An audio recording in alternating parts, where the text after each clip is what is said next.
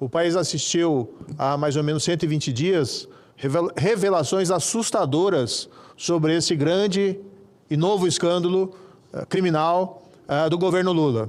É certo que há registro de que já haviam descontos fraudulentos anteriormente, mas houve um crescimento exponencial dessa fraude. E, além disso, surgiram suspeitas fundadas de que subornos, propinas, teriam sido pagas a altos funcionários do INSS nomeados durante a gestão Lula. O ex-presidente do INSS, o ex-procurador-geral do INSS e, igualmente, o ex-coordenador-geral de benefícios. Nós vimos esses fatos há mais ou menos 120 dias explodirem nas notícias.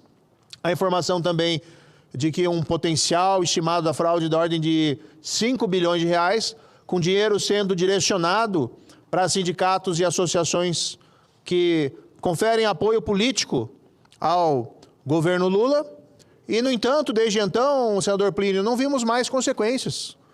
O assunto foi paulatinamente sendo retirado do noticiário.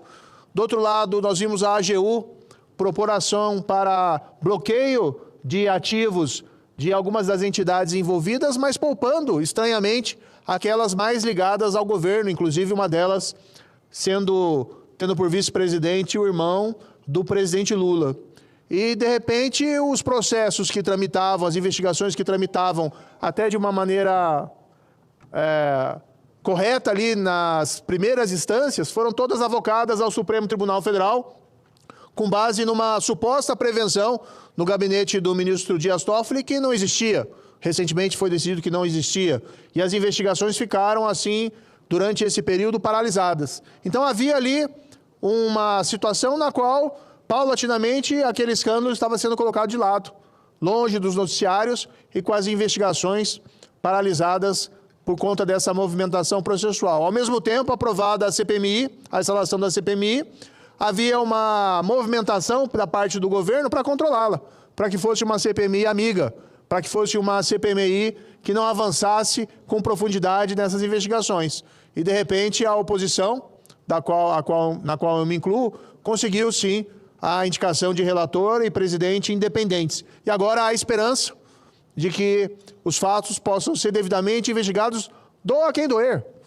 Se tiver gente do governo anterior, se tiver gente do governo atual, mas vamos aqui destacar que as suspeitas principais recaem sobre funcionários da administração atual, inclusive nomeados pelo Lula, assim como são presidentes de sindicatos e associações que dão suporte ao governo, que são igualmente os principais suspeitos de serem os beneficiários dessa fraude gigantesca. Daí porque essa CPMI, que aliás é um instrumento da minoria, não pode ser controlado pelo governo. O ministro Alexandre de Moraes bate o lateral, faz o gol de cabeça, como juiz valida, embora haja uma queixa de impedimento, esse gol, e faz ele mesmo vamos dizer, a perícia do VAR no lance. O Bolsonaro escolheu o Alexandre de Moraes, e a turma do PT elogiou o Alexandre de Moraes, o Bolsonaro elogiava o Moro, a turma do PT escolheu o Moro, e eu não elogio o juiz, eu defendo a lei, o devido processo legal, porque sem isso é selva. Pois bem, agora vem, dando sequência, a sua vocação de jornalista, conseguiu, sem ser por hacker, provavelmente foi um dos próprios assessores do ministro Alexandre de Moraes, quem deu para ele muitos gigabytes de diálogos e são extremamente constrangedores.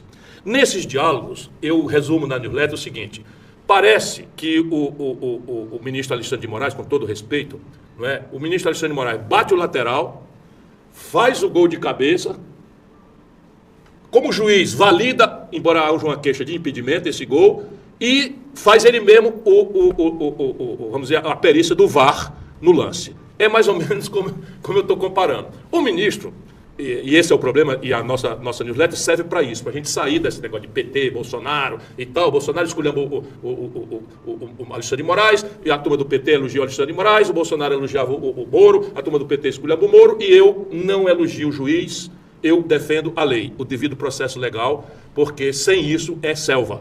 E isso é o que nós precisamos examinar agora. O que está acontecendo mesmo, na verdade, fora dessa confusão adianta, que nós não temos nada que concordar nem entrar nela. O que está acontecendo é que lá no ano de 2019, olha bem, 2019, o ministro Toffoli, presidente do Supremo Tribunal Federal, resolveu nomear por portaria, sem sem sorteio, o que já é uma aberração, o ministro Alexandre de Moraes como presidente do inquérito que ficou com o nome de inquérito das fake news. Então, qual era o pretexto?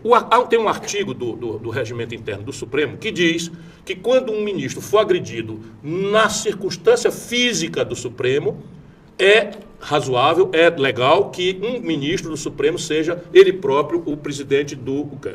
Forçando a mão, claramente forçação de barra, o ministro Toffoli entendeu que a esculhambação na internet dos canalhas da blogosfera bolsonarista era, vamos dizer, o caso moderno de uma agressão que aconteceu dentro do Supremo. Já está errado.